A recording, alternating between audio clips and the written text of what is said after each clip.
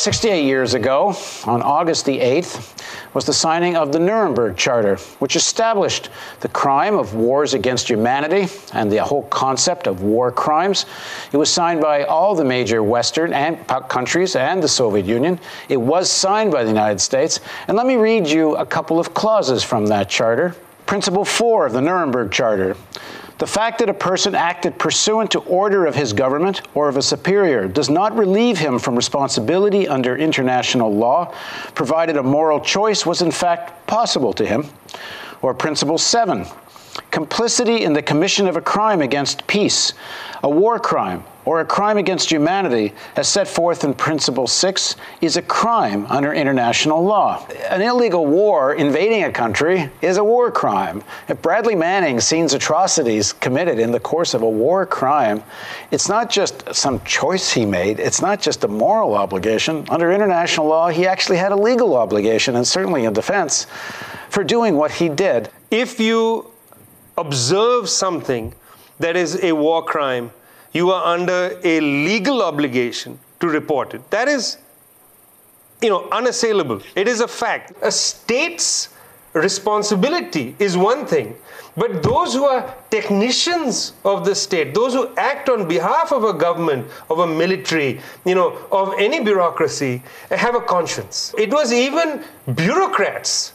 Technicians of the Holocaust were culpable because they didn't refuse to do, they didn't sound the alarm against a war crime. But there's a legal requirement that if their conscience suggests that something is wrong, they have to act. When Manning sees the video of the helicopter gunning down essentially unarmed people and then shooting this van that comes up afterward to help these people, that's a war crime. But more than that, it's a war crime within a war where the whole war itself is a war crime because it's illegal. And he has a legal obligation to do what he can to go against that. Many people saw that this was a great, let's just call it, mistake that had taken place.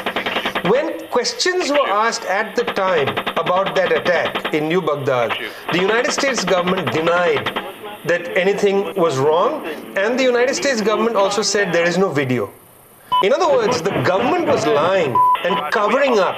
Bradley Manning saw that video and felt obliged to release it, because not only was this an illegal war, not only was this apparently a war crime, but also the government was covering up the war crime.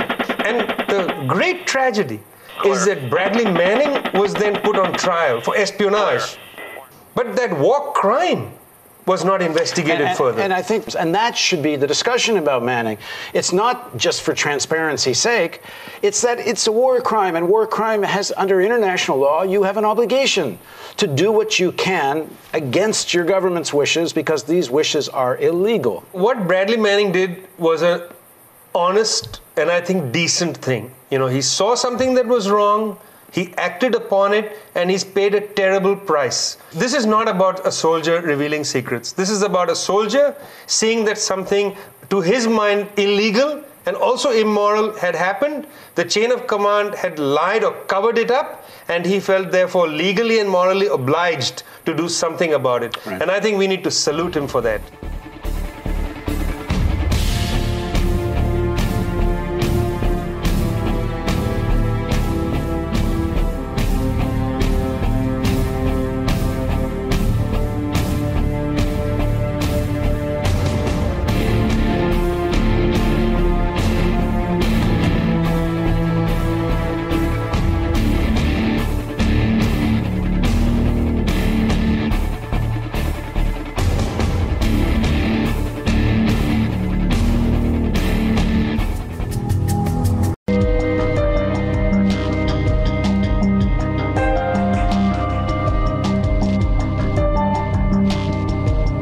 Snowden is a hero to me. Edward Snowden is a hero because he did this not for profit, not to give give secrets away that could hurt our country, supposedly. I haven't seen one evidence of that.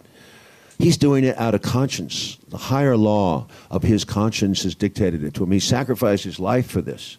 He's on the run now, and all the media, the press, reports him as being an outlaw. That's a simplistic reaction. The truth is, he sacrificed his well-being for the good of us all.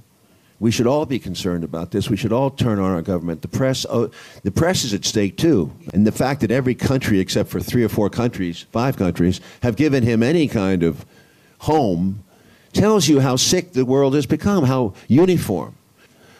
The fact that the whole world is so scared of the United States, so scared. This is a very, very ugly time. This is what Orwell was prescient. But this is Big Brother in a way that Orwell could never foresee. They can see into every home.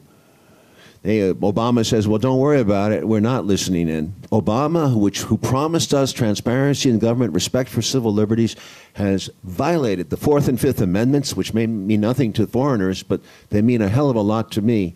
Terrorism, it's nonsense. This terrorist band has ruined the world. I mean, the United States has lost its mind. Obama is a snake. He's a snake. And we have to turn on him.